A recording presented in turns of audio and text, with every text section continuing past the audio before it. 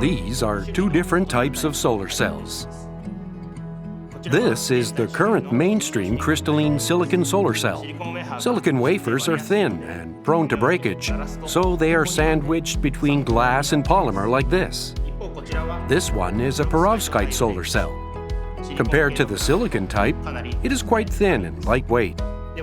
Now, let's shine a light on it. You can see it generating electricity.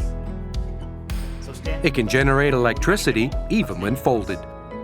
The Perovskite solar cell is the most important candidate for next-generation solar power generation.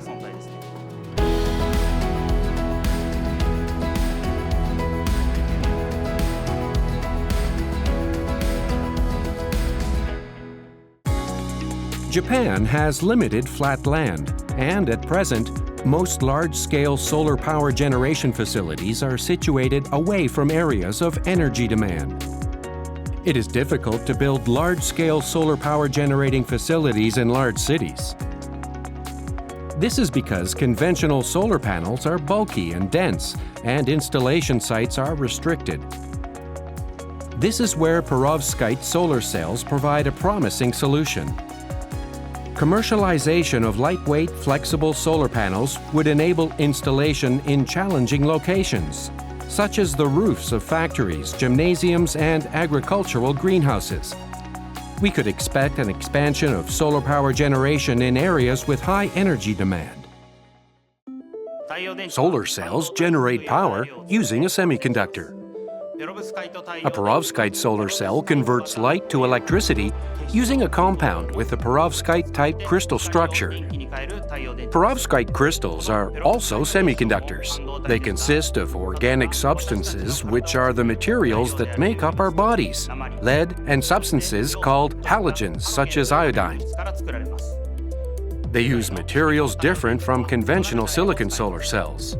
When viewed in cross-section, the Perovskite layer is centrally located, sandwiched between a semiconductor layer, electrodes, and a transparent conductive material. Because Perovskite layers comprise numerous tiny crystals, they demonstrate significant resistance to bending and distortion. They can be produced by the solution coating of materials and layers, offering the potential for cost reduction through mass production. Increased commercialization could create new opportunities for Japanese industry.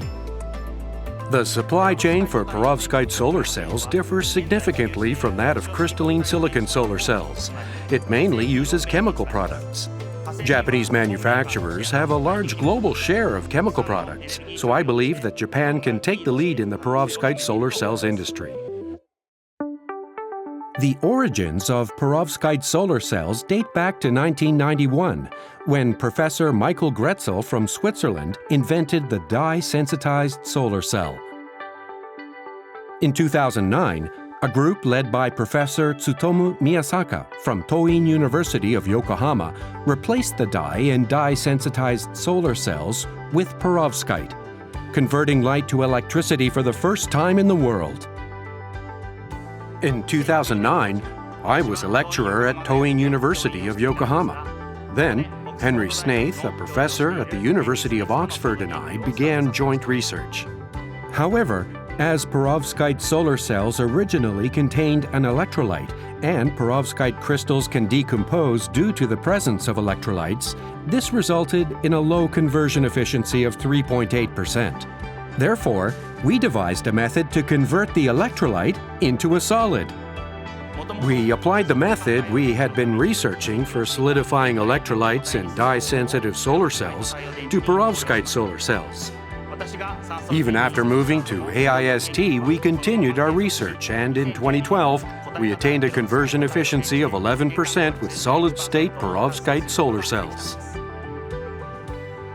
Achieving the breakthrough of surpassing a 10% conversion efficiency instantly heightened the potential for practical application. This served as the catalyst for global research momentum into Perovskite solar cells. Currently, at the research level, an efficiency of over 20% has been achieved, comparable to silicon solar cells. Practical applications are expected soon.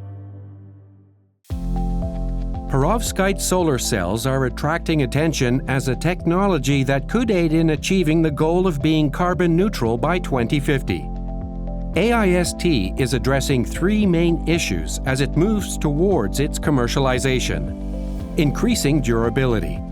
Develop technology that improves durability to achieve an increased cell life of 15 to 20 years. Reducing cost.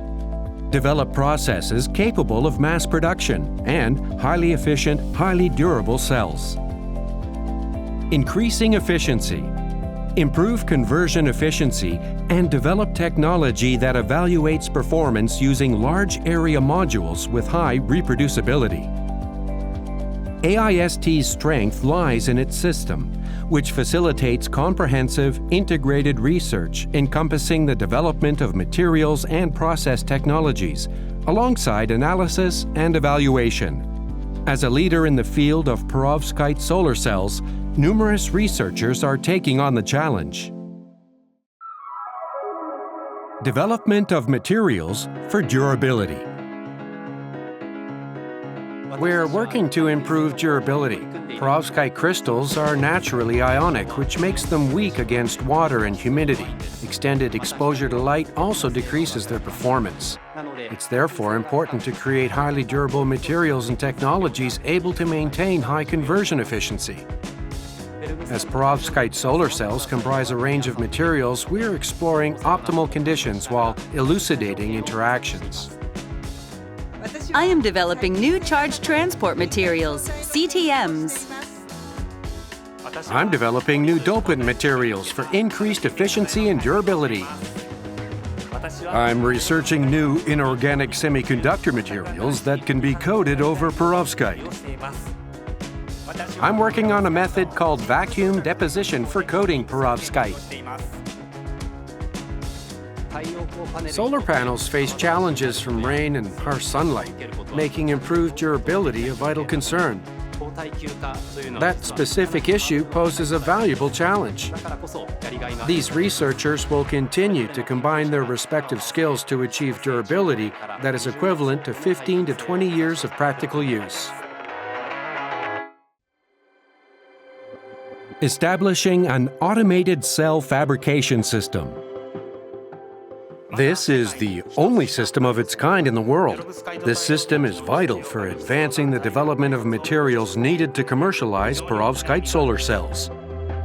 The knowledge gained by AIST over the years has led to the development of the automated cell fabrication system. This is the first time in the world that cell fabrication has been successfully automated.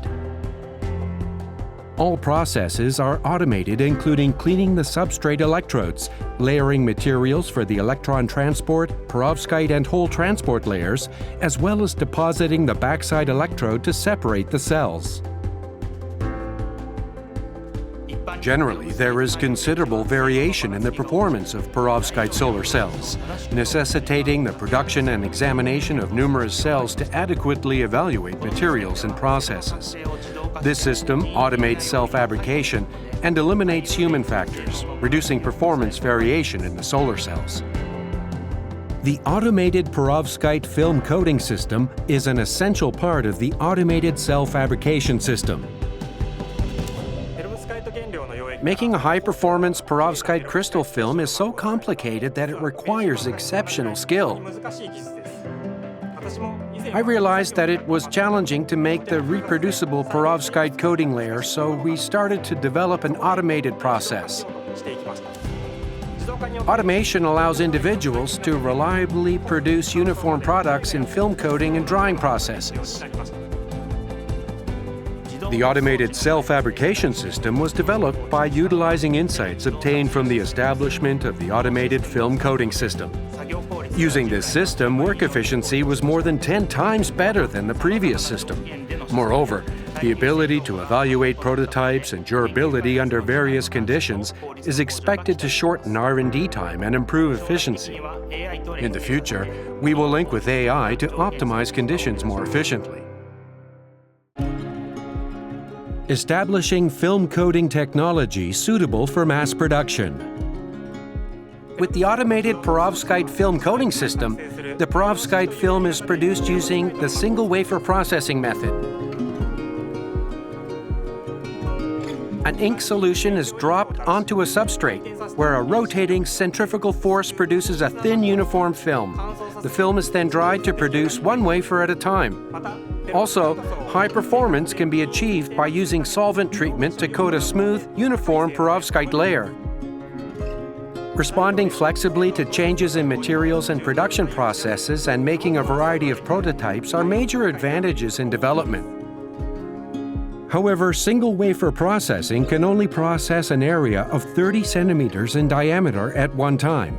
Achieving commercialization will require cost reduction through mass production.